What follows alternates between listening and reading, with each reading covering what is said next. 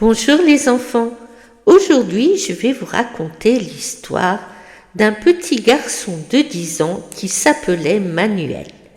Manuel vivait dans la capitale du Brésil depuis la mort de sa grand-mère il y a 2 ans et il vivait dans une favelas, un bidonville, et n'avait pour seule maison qu'un carton et une tôle de voiture pour le protéger des intempéries. Un jour qu'il marchait dans les rues de la favelas et qu'il ramassait comme d'habitude les emballages plastiques pour les vendre à la coopérative de Madame Louisa, il fut attiré par quelque chose de nouveau qu'il n'avait jamais vu auparavant. C'était un galet arc-en-ciel.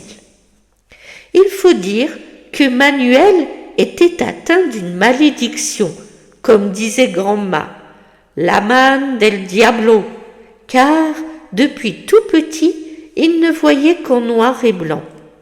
Manuel ramassa le galet arc-en-ciel, il n'en croyait pas ses yeux. Était-ce cela ce qu'on appelait les couleurs? Manuel courut vite voir son ami Diego. « Hola Manuel, que se passe-t-il amigo ?» renchérit Diego. « Un miracle Diego !» reprit Manuel, les yeux remplis de joie. « Regarde ce galet !» Diego prit le galet gris dans sa main et l'examina. « Eh bien quoi, c'est un galet banane !» répondit Diego. « Mais regarde sa couleur !» insista Manuel. « Ben gris comme d'habitude !» rétorqua Diego. Manuel se rendit compte que Diego ne voyait pas les couleurs arc-en-ciel du galet. Il le remit alors dans sa poche et dit « Oh, j'ai dû me tromper. »« Tu pensais qu'il était en or, hein ?» reprit souriant Diego. « Si, » répondit Manuel, « tu sais, je ne vois pas les couleurs. »« T'inquiète, Manuel, je suis là pour t'aider. » Le soir venu, Manuel sortit de sa poche son petit galet et commença à lui parler. « Oh, petit galet arc-en-ciel, est-ce vraiment cela les couleurs? Comme c'est beau !» Les yeux de Manuel brillaient d'émerveillement. Soudain, il entendit une voix. « Je peux t'enseigner les couleurs si tu veux. »« Qui parle ?» demanda Manuel étonné. « C'est moi, » reprit le galet. « Je suis magique et je peux t'aider. » En effet, Manuel était considéré par sa communauté comme un être maudit, et tout le monde l'ignorait, sauf bien sûr son ami Diego. L'avantage d'être maudit, c'est que personne ne se frottait à toi, car tous avaient peur des sorts que tu pourrais leur jeter. Manuel regarda le galet arc-en-ciel et dit « Mais tu parles ?»« Oui, Manuel, et je suis là pour t'aider. » Les jours suivants, Manuel n'alla pas travailler. Il resta avec le petit galet qui lui montrait les couleurs autour de lui, les arbres verts avec le tronc marron, les mangues jaunes, les tomates rouges, etc. Manuel découvrit ainsi le bleu de ses yeux et la couleur brune de sa peau. Les couleurs restaient néanmoins fugaces, car à peine vues, elles disparaissaient immédiatement et se transformaient de nouveau en noir et blanc. Les jours passèrent. Manuel avait de plus en plus l'impression de mieux connaître le monde qui l'entourait. Il reprit son travail dans la favelas, accompagné de son petit galet magique.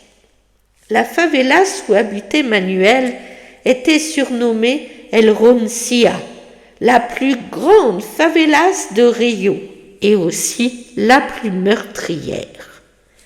Diego était heureux de traîner avec Manuel le maudit, car personne ne les embêtait. Les mois passèrent et Manuel distinguait de mieux en mieux les couleurs. elles étaient comme par magie de plus en plus nettes à la vue du petit garçon.